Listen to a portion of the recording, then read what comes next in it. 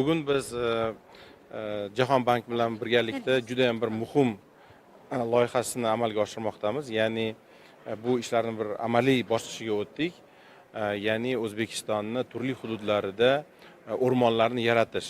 Bu maqsadda Jahon bank tomonidan 142 million dollarlik loyiha birgalikda oshiriladi va ushbu mablag'lar shu O'zbekistonda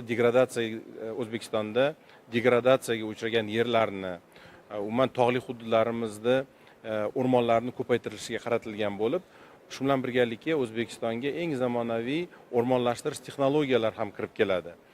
Bu borada biz shu ilmiy yondashuvga juda ham katta bir muhim o'rin egallaydi va e'tibor beriladi.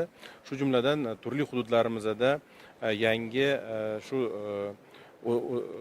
shu ayni hududga mos bo'lgan, shu hududda ko'karadigan o'simliklarni tadqiqotlarini ham amalga oshirib, ularni kerak bo'lsa turli zamonaviy texnologiyalarni ishlatgan holda tegishli ularni shu sho'rlikka, suvsizlikka chidamligini oshirish nuqtai nazaridan ilmiy ham ishlar olib boriladi.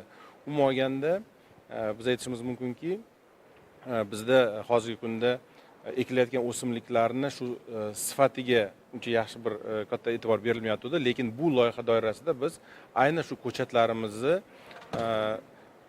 sifatiga e'tibor beriladi va shuni aytsak bo'ladiki, Jahon banki bilan amalga oshirilayotgan loyiha natijasida O'zbekistonda ham o'rmonchilik, ham ayniqsa bunga alohida e'tibor bermoqchiman, ko'chatchilikka juda ham katta bir e'tibor beriladi. Yangi katta ko'chatxonalar va u yerda biz ham moliyaviy nuqtai nazardan, shu narxlar nuqtai nazaridan bir maqbul bo'lgan daraxtlarni, ko'chatlarni erishishga erishamiz.